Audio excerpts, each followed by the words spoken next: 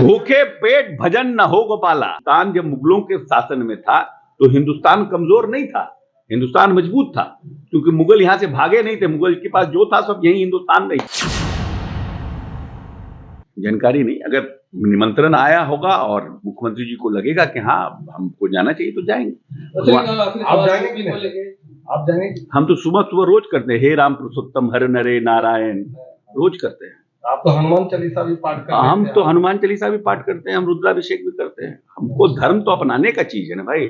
आज हम हिंदू हैं, कल हम जाएं लछवार और ऐसा हमको प्रेरणा आ जाए हम जैनी हो जाए, इसमें क्या है? इसमें कहीं को रोक टोक है क्या? कल हम जाएं अजमेर शरीफ और हमको ऐसी प्रेरणा हो जाए, ऐसा हमको दिव्य ज्ञान मिल जाए, हम मुस्लिम हो जाएं, हम नमाजी हो जाएं, इसमें कौन दिक्कत है? धर्म तो अपनाने की चीज है। राजनीति और धर्म अपना अपना अलग अलग जगह है। राजनीति है ये हिंदुस्तान वेलफेयर स्टेट है, जो हमारे यहाँ गरीब हैं, जिनको आजादी के इतने साल, क्यों हमारा लोकतंत्र इतना मजबूत है? क्योंकि हमारे ऊपर मुगलों का शासन रहा। मुगलों ने लूटा, अंग्रेजों ने हिंदुस्तान को लूटा और यहां से लूट करके इंग्लैंड ले गए, तो हम कमजोर हुए। हिंदुस्तान जब मुगलों के शासन में था तो हिंदुस्तान कमजोर नहीं था, हिंदुस्तान मजबूत था, क्योंकि मुगल यहां से भागे नहीं थे। मुगल के पास जो था सब यही हिंदुस्तान में ही था, लेकिन अंग्रेजों ने यहां से लूटा तो हमारे पास मुगलों का शासन रहा। तो उन्होंने अपने शासनकाल में हिंदुओं को दबाने का काम किया और इस्लाम को बढ़ाने का काम किया। फिर अंग्रेज आए, उन्होंने हमें लूटने का काम किया।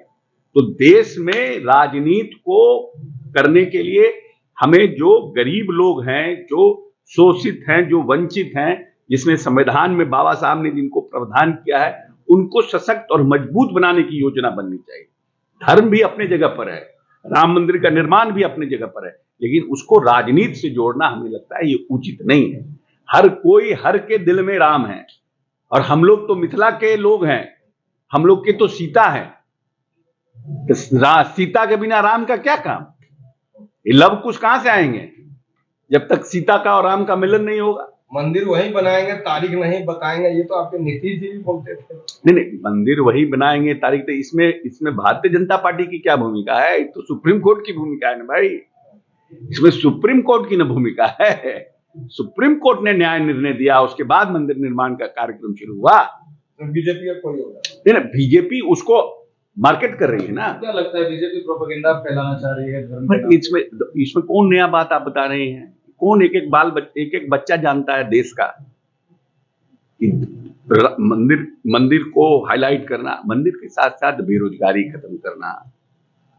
हम ये नहीं कहते हैं कि मंदिर गलत बना है, मंदिर में बना, लेकिन जिस तरह से मंदिर का राजनीतिकरण हो रहा है वो उचित नहीं।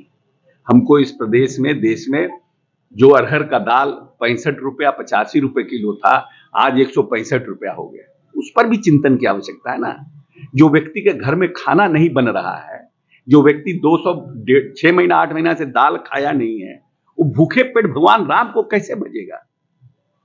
जिस यहां बेरोजगारी अपने प्रकाष्ठा पर है, जिस देश में बेरोजगारी अपने प्रकाष्ठा पर है, आप आउटसोर्स पर सभी नौकरियों को, जो सेना में भी नौकरी है उसको भी आपने आउटसोर्स कर दिया। तो how you expect that this country is going to be a third biggest economy when the people will be in unrest and you are getting credit of Ram Mandir? They have to address that also, no?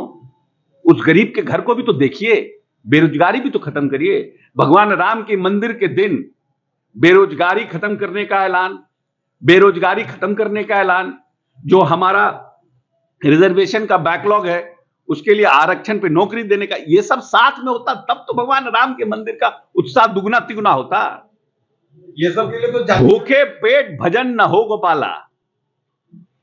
ये सब के लिए तो जातिगत महंगाई खत्म हो जाएगा, बेरोजगारी खत्म हो जाएगा। नहीं, जातिगत गणना के साथ बेरोजगारी और महंगाई नहीं खत्म होगी। बेरोजगारी और महंगाई खत्म करने के लिए जातिगत निर्णय के बाद योजनाओं का निर्माण और बजट का प्रावधान करने में आपको सुविधा होगी, जिससे कि उनके लिए योजना बने। क्या क्या क्या कारण है कि देश के आजादी के इस 74-75 वर्ष बाद भी 94 लाख लोग गरीबी रेखा से नीचे हैं और 45% दलित उसमें नीचे हैं, 36% अति पिछड़ा नीचे है?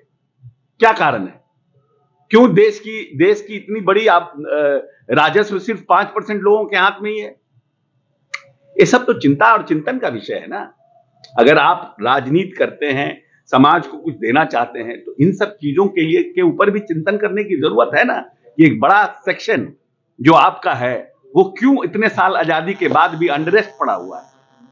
क्यों इस देश में नक्सलिज्म बढ़ता है? क्या क्या कारण है नक्सलिज्म बढ़ने का? क्योंकि आप उनको प्रॉपर एड्रेस नहीं कर पा रहे हैं, तो उनमें अनरेस्ट है।